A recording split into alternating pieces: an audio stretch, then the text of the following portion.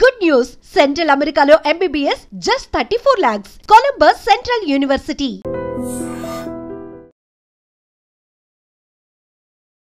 నమస్కారం, welcome to I dream. ధర్మ మార్గం విత్ విజిత కార్యక్రమానికి స్వాగతం.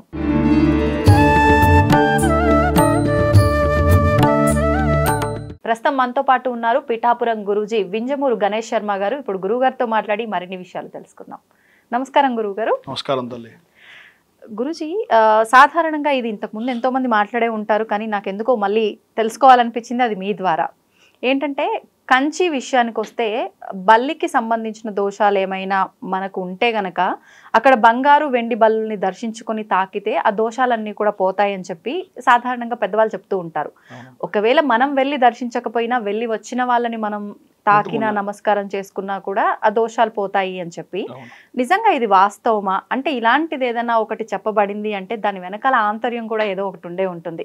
అదేంటో వివరించండి. తప్పకుండా తల్లి, చాలా మంచి విషయం అడిగారు మీరు. ప్రధానంగా ఈ బల్లి అనేటటువంటి శాస్త్రానికి సంబంధించింది బల్లికి శాస్త్రం, తొండకి శాస్త్రం, పాముకి శాస్త్రం అని మీకు మీరే కొన్ని శాస్త్రాలను తయారు చేసేసి జనాల మీద బలవంతంగా రుద్దుతున్నారు అనేటటువంటి ఒక అపోహ జనాల్లో చాలా ఎక్కువగా ఉంది. అయితే బల్లి అనేటటువంటిది శాస్త్ర ప్రకారంగా చూసుకుంటే ఏ ప్రదేశాల్లో పడితే ఏ విధమైనటువంటి దోషం వస్తుంది అనేటటువంటిది వివరిస్తూనే దీంట్లో సైన్స్ పరంగా మనం తీసుకున్నట్లయితే బల్లికి అనేక రకాలైనటువంటి క్రిముల్ని దాన్ని తీసుకుని దాని స్వెట్ అంటే దాని యొక్క స్వేద గ్రంథుల నుంచి విడుదల చేసేటటువంటి దాని వలన కొన్ని రకాల ప్రమాదాలు జరుగుతాయి అని ఈ మధ్యన ఆధునిక సైన్స్ మనం చెప్పుకునేటటువంటి దాంట్లో నిరూపితం అవుతుంది. అంతే కదా? అవునండి. అయితే సైన్స్ డెవలప్ అవ్వకం ముందే దానికన్నా బాగా విశేషమైనటువంటి విధంగా మన ఋషులు ఈ సాంప్రదాయాల ద్వారా మన ఆరోగ్య సూత్రాలను కాపాడడానికి ఈ శాస్త్రాలను పెట్టారు. అయితే కాంచీపురానికి బల్లికి ఈ బల్లి పడడానికి సంబంధం ఏంటంటే, ఒక ప్రదేశానికి వెళితే మనకి ఆ ప్రదేశంలో ఉండేటటువంటి వాతావరణంలో కొన్ని రకాలైనటువంటి మూలికల వలన మన శరీరం శుద్ధి అవుతుంది. ఈ మధ్యకాలంలో అగ్నికి సంబంధించినటువంటి సంస్కారాలు అంటే నిప్పు వెలిగించి దాని ద్వారా ఫైర్ థెరపీ, గాలికి సంబంధించి ఎయిర్ థెరపీ, పొగకి సంబంధించి ధూప్ థెరపీ, ఇలా థెరపీలు అనేటటువంటి వచ్చాయి. అలాగా కృతయుగానికి సంబంధించినటువంటి విధానంలో వరదరాజస్వామికి సంబంధించినటువంటి క్షేత్రం.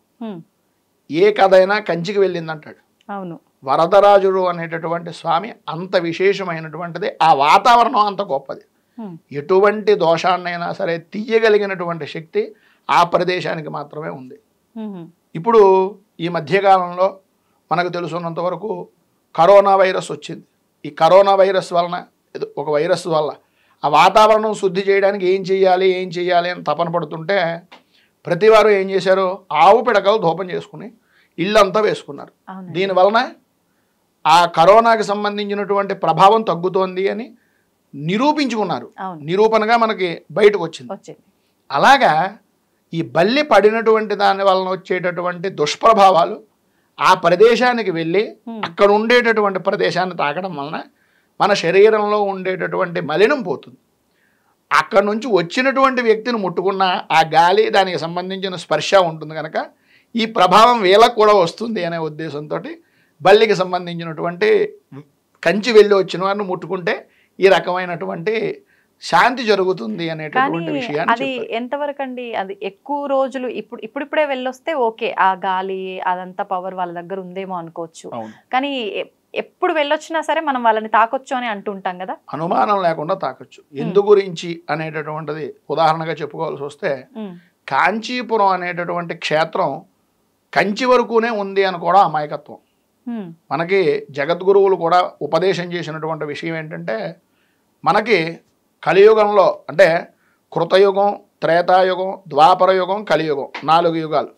ఈ కృతయుగానికి సంబంధించినటువంటి స్వామి మనకి తిరువనంతపురంలో ఉండేటటువంటి రంగనాథుడైతే, వరదరాజుడు కంచికి అంటే మనకి కృతయుగానికి వరదరాజుడు, త్రేతాయుగం దగ్గరకు వచ్చేటప్పటికి రంగనాథుడు, ద్వాపర యుగానికి వచ్చేటప్పటికి పూరి జగన్నాథుడు, కలియుగంలో ప్రత్యక్ష దైవం కలౌ వెంకటనాయక వెంకటేశ్వరుడు. ఈ వెంకటేశ్వర స్వామి వెలిసినటువంటి తిరుమల క్షేత్రం పుష్కరిణి ఎక్కడి నుంచి అయితే ప్రారంభమైందో అక్కడి నుంచి కంచి అమ్మవారు ఉండేటటువంటి ప్రదేశం అంతా కూడా శ్రీపురము అని పేరు దానికి శ్రీపురం. ఎందుకనండి ఆ పేరు? ఆ క్షేత్రానికి ఉండేటటువంటి విశిష్టత, అమ్మవారు ఆ ప్రదేశాన్ని పరిపాలించేటటువంటిది అని.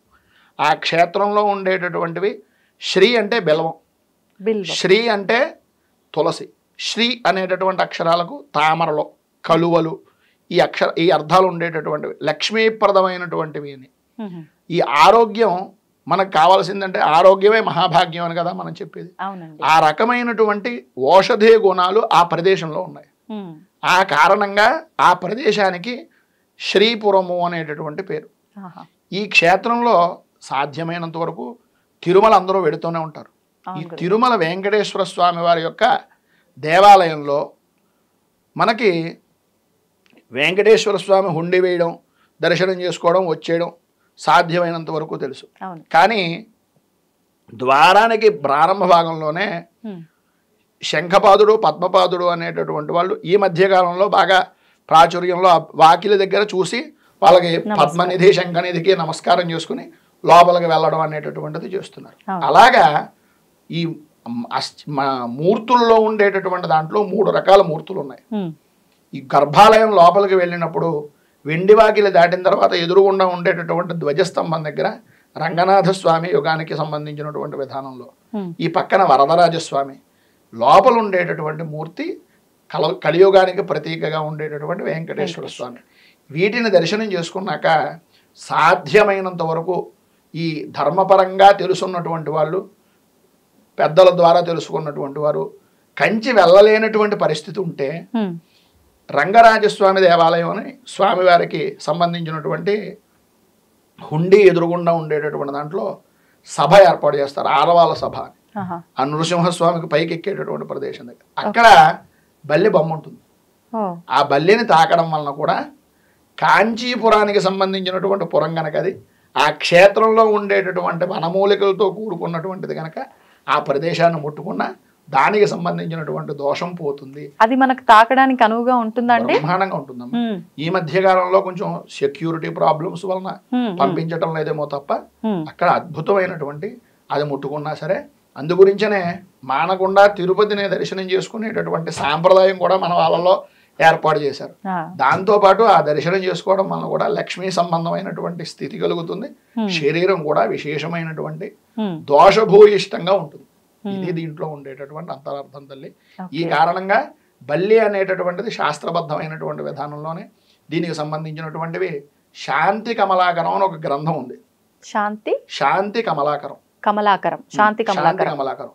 ఇందులో బల్లితో పాటుగా మనకి ఇంట్లో గుడ్లగోబు వచ్చిన, ఇంట్లోకి గబ్బిలాలు వచ్చిన వాటి వలన వచ్చేటటువంటి దోషాలేంటి, అటువంటివి కూడా తేనె పట్టు పట్టడం వలన వచ్చేటటువంటి దోషాలేంటి, వీటిని కూడా సవివరంగా దానికి సంబంధించినటువంటి పరిహారం ఏం చెయ్యాలి, ఎలా చెయ్యాలోతో సహా ఆ గ్రంథంలో ప్రత్యేకంగా లిఖించుంది. ఇది శాస్త్రమే, శాస్త్రబద్ధమే. ఎవరు ఎన్ని మూఢనమ్మకాలు అనుకున్నా ఇది మాత్రం సప్రమాణంగా అనుభవించినటువంటి వాళ్ళకి మాత్రమే తెలుస్తుంది. ఇప్పుడు మీరు ఇందాక మాట్లాడుకున్నప్పుడు తిరుపతి, కంచి, ఇంకేదో 3 విషయాలు అని అన్నారు కదా, అది ఇంకొక విషయం ఏంటి గురుగారు? తిరుపతికి సంబంధించినటువంటి విషయంలోనే వరాహ క్షేత్రం అది. అంటే భూ సంబంధమైనటువంటి విషయం నిమిత్తంగా ఇబ్బందులు పడుతున్నటువంటి వారు కానీ, కోర్టుల్లో భూ సంబంధమైనటువంటి వివాదాలు కలుగుతున్నటువంటి వారు కానీ, లేదు ఆరోగ్య విషయం నిమిత్తంగా ఇబ్బంది పడుతున్నటువంటి వారు కానీ ఈ క్షేత్రాన్ని దర్శించుకోవడం వలన దానికి అంటే కృతయుగానికి సంబంధించినటువంటి విధానంలో దేవుళ్ళు, త్రేతాయుగ సంబంధమైనటువంటి దేవుడు, ద్వాపరి అంటే యుగానికి ఒక దేవతా సంబంధమైనటువంటి స్థితిలో కలౌ వెంకటనాయక, కలియుగానికి వెంకటేశ్వరుడు దీనికి సంబంధించినటువంటి మూర్తి అనేటటువంటిది చెప్పడం జరిగిందమ్మా. గురుగారు, ఇప్పుడు మనం అంటే ఎవరి భావనను బట్టి వాళ్ళు ఒక్కొక్క రూపాన్ని ఒక్కొక్క రకంగా ఆరాధిస్తాం, కానీ భగవంతుడంతా ఒక్కటే, శక్తి నుంచి ఉద్భవించిన రూపాలే ఇవన్నీ స్వరూపాలు అంటారు కదా. మరి ఎందుకని ఒక్కొక్క యుగానికి ఒక్కొక్క రూపంగా ఇలా ఎందుకు నిర్ణయించబడింది? చాలా అద్భుతమైన ప్రశ్న తల్లి. ప్రధానంగా ఇప్పుడు ఉదాహరణగా తీసుకుంటే లౌకికంగా మాట్లాడుకుందాం. మీరే ఉన్నారు, మీ నాన్నగారికి కూతురు, వివాహం అయిన తర్వాత భార్య, సంతానం కలిగిన తర్వాత పిల్లలు. ఆ మగపిల్లవాడు పుడితే దాని తర్వాత కోడలుగా అత్తగారు, ఆడపిల్ల పుట్టిన ఆయనకి అల్లుడికి అత్తగారు. ఒకే మూర్తి వ్యక్తమయ్యేటటువంటి పరిస్థితుల్లో ఉండే వ్యక్తులను అనుసరించి ఏ విధంగా రూపాంతరం చెంది వరస మారుతోందో, యుగ ధర్మాన్ని అనుసరించి యుగ సమయంలో ఉండేటటువంటి రాక్షసులు అడిగినటువంటి వరాలను అనుసరించి ఆ దేవతా స్వరూపం ఆ రూపాన్ని ధరించవలసి వచ్చింది తప్ప ఏ విధంగానూ అనుమానం లేదు. ఉదాహరణగా హిరణ్యకశిపుడు ఉన్నాడు. హిరణ్యకశిపుడికి సంబంధించినటువంటి వరం ఏమిటి? హిరణ్యకశిపుడు అడిగినటువంటి వరం పగలు చావకూడదు, రాత్రి చావకూడదు, అస్త్రాల చేత చచ్చిపోకూడదు, శస్త్రాల చేత చచ్చిపోకూడదు, భూమి మీద చావకూడదు, గగన మార్గంలో చావకూడదు. ఇలాగా కొన్ని వందలు వేలు రకాలైనటువంటి షరతులతోటి ఆయన వరాన్ని పొందాడు. చావు మినహాయించి ఏదైనా కోరుకోమన్నారు కనుక ఆ వాటన్నింటికి సరిపోయే విధానంలో నరుడు కాదు, వానరుడు కాదు, మృగము కాదు, అలానే నారసింహ రూపం. జీవం ఉన్నటువంటి దాంతో చావకూడదు, జీవం లేని దానితోటి చావకూడదు. నఖాలు ఇవి ఎదుగుతూ ఉంటాయి. అలానే ఇవి ఉన్నాయా లేవా అంటే దీనికి జీవం ఉందా లేదా అంటే లేదనే చెప్పొచ్చు, జీవం ఉందా అంటే ఉంది అని చెప్పొచ్చు. ఇవి అస్త్రాలా కాదు, ఇవి శస్త్రాలా కాదు. భూమి మీద నేల ఆకాశం మీద కాకుండా గడప మీద కూర్చోబెట్టాడు. అందు గురించి అని చెప్పేసి సంధికాలంలో ఎలాగా ఉదయము కాదు రాత్రి కాదు సంధ్యాకాలంలో సంహారం చేశారు. వాడు ఏ విధంగా అయితే మరణానికి అవకాశం ఉందో ఆ అవకాశాన్ని తీసుకుని ఏ విధంగా అయితే సంహారం చెయ్యాలో ఆ రూపాంతరము అనేటటువంటిది ఆ పద్ధతిలో వచ్చింది తప్ప ధర్మాన్ని అనుసరించి మాత్రమే అవతారాలు తీసుకోవడం జరిగింది. రూపం ఆ యొక్క ప్రభావాన్ని బట్టి ఉండేటటువంటి అంశాలను అనుసరించి గ్రహాలకు కావచ్చు, వారు కోరుకునేటటువంటి అభిప్రాయానికి కావచ్చు, వారి మనస్సుకు బాగా దగ్గరైనటువంటి రూపానికి కావచ్చు, ఆ భావనతో ఆ దేవతలను పూజిస్తున్నారు తప్ప ఇందులో ఏ దేవుణ్ణి పూజ చేసినా సర్వదేవ కేశవం ప్రతిగచ్చతి అని చెప్పేసి మనకి శాస్త్రం చెబుతున్నటువంటి మాట. సర్వదేవ నమస్కార కేశవం ప్రతిగచ్చతి. ఎవరికి చేసినా విష్ణువుకే చెందేటటువంటిది. ఎందు గురించి అంటే విష్ణువు అనేటటువంటిది వ్యాపించి ఉన్నటువంటి వాడు అనేటటువంటిది కదా అర్థం. ఆ రకంగా విశేషమైనటువంటి రూపాంతరాల్లో మార్పులు అమ్మవారుగా వచ్చినా, ఈశ్వరుడుగా వచ్చినా, విష్ణువుగా వచ్చినా ఏకీకృతమైనటువంటి చైతన్యం ఒక్కటే. ఆ ఒక్కటే ఆ భావనలో ఉంటే కనుక అద్భుతమైనటువంటి ఫలితం వస్తుంది. ఇప్పుడు అంటే ఒక్కొక్క రూపము ఎలా అయితే ఒక్కొక్క అభిప్రాయాన్ని బట్టి ఆ కోరికని బట్టి మనం ఎలా భావిస్తున్నామో ఎలా ఆరాధిస్తున్నామో, ఇప్పుడు వెంకటేశ్వర స్వామి అంటే ఒక మాసం ప్రత్యేకము, శివుడు అంటే ఒక మాసం ప్రత్యేకము, అలా నిర్ణయించబడింది ఒక నిర్దిష్టమైన కాల పరిమితి అనేది. ఇప్పుడు ఎలాగో విష్ణుమూర్తి అని అంటే శ్రావణ మాసంలో లక్ష్మీ అమ్మవారిని స్వామివారిని ఇద్దరిని ఆరాధించే మాసం. ఈ మాసానికి రిలేటెడ్గా స్వామివారి ఆరాధన గురించి ఏమన్నా చెప్పండి. అద్భుతం అమ్మా. ఇప్పుడు శ్రావణ మాసంలో కృష్ణుడు పుట్టాడు. పుట్టినటువంటి మాసం శ్రీకృష్ణుడు పుట్టినటువంటిది కృష్ణాష్టమి అనేటటువంటిది శ్రావణ బహుళ అష్టమి అని చేస్తున్నాం. అవును. అయితే ఈ అష్టమి తిథి నాడే స్వామి పుట్టడానికి కారణం స్వామి శ్రావణ మాసాన్నే ఎంచుకోవడం అనేటటువంటి దాంట్లో అంతరార్థం ఉందా అంటే వేదం చెప్పింది దీనికి. ఏంటంటే నభోమాసము అని శ్రావణ మాసానికి పేరు. ఈ నభోమాసం విష్ణువు అధిపతి. ఇందులో ఇంకో విశేషం ఏంటయ్యా అంటే మనకి మాసాలు అనేటటువంటివి మీరు ఇందాక చెప్పినట్లుగా ఒక్కొక్క మాసానికి ఒక్కొక్క దేవతను పూజిస్తున్నాము అన్నారు. కానీ చిత్రం ఏంటంటే జనవరి, ఫిబ్రవరి, మార్చి అనే నెలలో ఏ విధంగా ఏర్పడాయి అనేటటువంటి దానికి ఒక ఆధారం ఏమైనా ఉందా అంటే ఎవరి దగ్గర ఆధారాలు సరైన విధానంలో ఉండవు. కానీ మన శాస్త్రం మాసాన్ని నిర్ణయించినప్పుడు ఇది చైత్ర మాసము అని పేరు పెడితే చిత్తా నక్షత్రంతో పౌర్ణమి కుదిరితేనే అది చైత్ర మాసం అవుతుంది. విశాఖ నక్షత్రంతో పౌర్ణమి ఉంటేనే అది వైశాఖ మాసం అవుతుంది. జ్యేష్ఠ నక్షత్రంతో పౌర్ణమి ఉంటేనే అది జ్యేష్ఠ మాసం అవుతుంది. పూర్వాషాఢ, ఉత్తరాషాఢ నక్షత్రాలతో పౌర్ణమి ఉంటేనే అది ఆషాఢ మాసం అవుతుంది.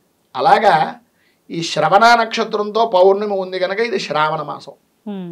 ఈ శ్రవణ నక్షత్రం అనేటటువంటిది ఎంత గొప్పదయ్యా అంటే సంక్రమణాల్లో ప్రతి నెల రవి మారేటటువంటి స్థితి 12 మాసాల్లో 12 రకాలుగా తిరుగుతున్నప్పుడు మకరానికి వచ్చేటప్పటికి సూర్యుడిని మకర సంక్రాంతి అని ప్రత్యేకంగా పూజిస్తాం. అవును. అది ఎంత గొప్పదో మాసాలన్నింటిలోకి నభో మాసంలో శ్రవణ నక్షత్రంతో కూడుకున్న పౌర్ణమి అంత గొప్పది అని. అయితే ఈ విష్ణు ఆధిపత్యం ఉన్నటువంటి దాంట్లో మిగిలినటువంటి రోజుల్లో కాకుండా అష్టమి నాడే ఎందుకు పుట్టాడు అనేటటువంటిది మనం తీసుకున్నట్లయితే నక్షత్రాన్ని 5 భాగాలు చేశారు. నక్షత్ర విధానాన్ని అంటే తిథులు ప్రధానంగా చెప్పుకుంటే 4 భాగాలుగా నక్షత్రాన్ని తీసుకుంటే 5 భాగాలుగా తిథులను తీశారు. నంద, భద్ర, జయ, రిక్త, పూర్ణ అని 5 రకాల తిథులు ఉంటాయి.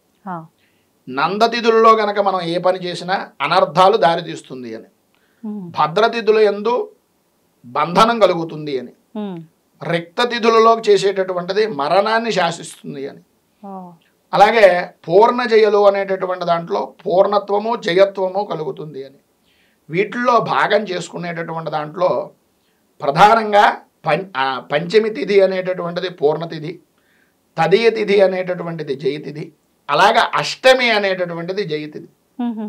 ఈ అష్టమి అనేటటువంటిది కష్టాలతో ఉండే బాధపడుతున్నటువంటి వారికి ప్రధానంగా మంత్రశాస్త్రంలో చెప్పేటటువంటిది ఏంటంటే అష్టమి నాడు అమ్మవారిని కానీ అష్టమి నాడు కృష్ణుడిని కానీ ఆరాధన చేస్తే విశేషమైనటువంటి శుభ ఫలితాలు ఇస్తారు అని మంత్రశాస్త్రాలు చెప్తున్నాయి. అంతేకాదు మనకి కృష్ణుణ్ణి ప్రధానంగా చెప్పుకోవాల్సి వస్తే దుర్గా స్వరూపం కింద చెప్తారు. అమ్మవారి స్వరూపం. శ్రీరామచంద్రమూర్తి లలితా స్వరూపం అంటారు. అంటే రూపాంతరాల్లో అమ్మవారికి సంబంధించినటువంటి అవతారాల కింద తీసుకుంటే లలితా స్వరూపమే శ్రీరామచంద్రమూర్తి, దుర్గా స్వరూపం ఏదైతే ఉందో అది కృష్ణ స్వరూపం. అది జయాన్ని కలగజేస్తుంది, దుష్ట సంహారానికి దుర్గా అని చెప్పేసి. అష్టమి అనేటటువంటిది దుర్గా సంబంధమైనటువంటి స్వరూపం గనక కృష్ణుడు కూడా ఆ అంశతో ఉండేటటువంటి వ్యక్తి గనక అష్టమ గర్భంలో అష్టమి రోజున అర్ధరాత్రి పుట్టాడు స్వామివారు. ఈ అర్ధరాత్రి అనేటటువంటిది ఏంటయ్యా అంటే నిశ అని దీని పేరు. లక్ష్మీ సంబంధమైనటువంటి దాంట్లో లక్ష్మీ సహస్రనామాల్లో నిశ అని పేరు ఒకటి ఉంటుంది. నిశాయై నమః ఆవిడ పేరు. ఇందులో గొప్ప అంతరార్థం ఏంటయ్యా అంటే మనకి ఋషి సాంప్రదాయం ఈశ్వరుడికి నందిని, విఘ్నేశ్వరుడికి ఎలకని, సుబ్రహ్మణ్యేశ్వర స్వామి వారికి ఏమో మయూరాన్ని, ఇలా ఒక్కొక్కరికి ఒక్కొక్క వాహనాన్ని ఇచ్చారు. ఇందులో కూడా అంతరార్థం ఉందా అంటే ఋషి సాంప్రదాయం అనేటటువంటిది ఖచ్చితంగా ఏదో ఉపయోగం అనేటటువంటిది లేకుండా మాత్రం పెట్టినటువంటిది కాదు. నిశ అనేటటువంటి పేరుకి అనుసంధానంగా ఉండేటటువంటిది గొడ్లగోబ. అందుకనే లక్ష్మీ వాహనం కింద గొడ్లగోబని చూపిస్తారు. గొడ్లగోబని ఎందుకు చూపిస్తారంటే ఈగ కానీ దోమ కానీ ఎగురుతోంది అనుకోండి, అది మన చెవు దగ్గరికి వచ్చేటప్పటికి ఏదో ఒక రక శబ్దం వినిపిస్తుంది. కానీ గొడ్లగోబ ఎగిరింది అనుకోండి శబ్దం రాదు. అది సైంటిఫికల్ గా కూడా రుజువైంది, మీరు కావాల్సితే చూసుకోవచ్చు. చంచలమైనటువంటి లక్ష్మి శ్రావణ మాసంలో మారుతూ ఉంటుంది. ఆ చంచలమైనటువంటి స్వరూపానికి ప్రతీకగా వెడుతున్నటువంటిది కూడా తెలియదు. లక్ష్మి వెళ్ళిపోయింది, రాత్రికి రాత్రి కోటీశ్వరుడు అయిపోయాడు రా అంటాడు. అంటే అర్ధరాత్రి సమయంలో సంచరించేటటువంటి తల్లి అని. ఆ అర్ధరాత్రి సమయంలోనే గొడ్లగోబ కళ్ళు కనిపించడం, పొగలు కనిపించదు, దానికి రాత్రే కనిపిస్తుంది. దీనికి రాత్రి సంచారం చేస్తూ ఉంటుంది. రాత్రి సంచరించేటటువంటి ప్రతీక గొడ్లగోబ. దాని గురించి లక్ష్మికి ప్రతీకగా గొడ్లగోబను వాహనం కింద పెట్టారు అక్కడ. అందులో ఉండేటటువంటి అంతరార్థం అది. అలాగా మంత్రశాస్త్రంలో కృష్ణుడు అనేటటువంటిది దుష్ట సంహారానికి ఆవిర్భవించినటువంటి ఈ మాసం నభో మాసము అని పేరు దీనికి. అంత విశేషమైనటువంటి కృష్ణుడు ప్రత్యేకంగా ఈ అవతారాన్ని ఆయన తీసుకున్నాడు. ఆయన జన్మించలేదు, జన్మించాడు అని జన్మాష్టమి అని పేరుతో చెప్తున్నాం. కానీ కృష్ణుడు తనంతట తానుగా ఉద్భవించాడు అనే చెప్పేసి చెప్తోంది మనకి భాగవతం చెప్పిన. ఈ భాగవతంలో కూడా వసుదేవుడికి సంబంధించినటువంటిది, దేవకి సంబంధించినటువంటిది నొప్పులు మాత్రమే వచ్చేటప్పటికీ విష్ణువు నేను అంశగా ఆవిర్భవించాను అని తనకు తాను ప్రతీకగా చూపించుకున్నాడు తప్ప పుట్టినట్లుగా అక్కడక్కడ ఆధారాలు ఏం లేవు. అంత విశేషమైనటువంటి తనంతట తానుగా మూర్తీభవించినటువంటి మనుష్య రూపాన్ని ధరించినటువంటి ఏకైక అవతారం కృష్ణ స్వరూపం. అంత గొప్పది కృష్ణుడు. ఇప్పుడు అంటే దేవతలకి పుట్టుక మరణము ఇలాంటివే లేనప్పుడు ఈ నక్షత్రము పుట్టిన నక్షత్రం స్వామివారి నక్షత్రం ఇది ఇలా అని చెప్పి చెప్తుంటారు కదా గురుగారు, అది ఎలా వచ్చింది? ఇప్పుడు మీరు ఇందాక అడిగినటువంటి దాంట్లోనే మనకి సమాధానం కింద తీసుకుంటే మన వారం ఏర్పడడానికి మనకి నక్షత్రాలు ఏర్పడడానికి సంధి ఏ విధంగా అయితే ఇందాక శ్రావణ మాసంలో అర్ధరాత్రి సమయంలో అష్టమి నాడు పుట్టాడు అని చెప్పారు. శ్రవణ నక్షత్రం దగ్గర నుంచి 8వ నక్షత్రం లెక్క పెట్టండి. ధనిష్ట, శతభిషం, పూర్వభద్ర, ఉత్తరభద్ర, రేవతి, అశ్విని, భరణి, కృత్తిక, రోహిణి. 9వది రోహిణి నక్షత్రం. అర్ధరాత్రి సమయంలో పుట్టాడు. శ్రవణ నక్షత్రం నుంచి ఎగుడు దిగుడులో తిథులు ఉంటే 8వ రోజు కింద వచ్చేటటువంటి నక్షత్రం ఏంటి? రోహిణి నక్షత్రం. అంతే. ఆ రోజున ఆ నక్షత్రం ఉంది కనుక ఆ రోహిణి నక్షత్రంతో ఆవిర్భవించాడు అని చెప్పేసి చెప్తున్నారు. ఇందు గురించని చంద్రుడు దానికి అధిపతి. చంద్రుడు మనఃకారకుడు. మనస్సుకు సంబంధించినటువంటి బాధను తొలగించాలి అంటే మనస్సుకు అధిపతి అయినటువంటి గ్రహం చంద్రుడు. బాధ అనేటటువంటిది మనస్సుకు కలుగుతుంది కనుక ఆ మనస్సులో ఉండేటటువంటి బాధను తీర్చే శక్తి చంద్రాంశతో ఉండేటటువంటి మనస్సు ఉండేటటువంటి వాడికి మాత్రమే దొరుకుతుంది కనుక పాలల్లాంటి స్వచ్ఛమైనటువంటి మనస్సుకు ప్రతీకగా కృష్ణుడు ఆ సమయంలో ఆవిర్భవించాడు. ఇది దీంట్లో ఉన్నటువంటి అంతరార్థం. అది తల్లి. ధన్యవాదాలు గురుగారు, మంచి విషయాలు తెలియజేశారు. చాలా సంతోషం. నమస్కారం. పరమాత్మకు జీవా సరే దాన్ని అట్లా కప్పేసేయండి, చూపించదండి. Krishna is there. మూర్తి పూజ కాదు, సాక్షాత్ బ్రజేంద్ర నందన భగవాన్ ఉన్నారు మూర్తిలో. ఏమీ ఆశించకుండా ఆరాధించే వాళ్ళు కూడా ఉన్నారా ప్రభుజీ? నిజమైన భక్తి అంటే మనకు తెలియదు కాబట్టి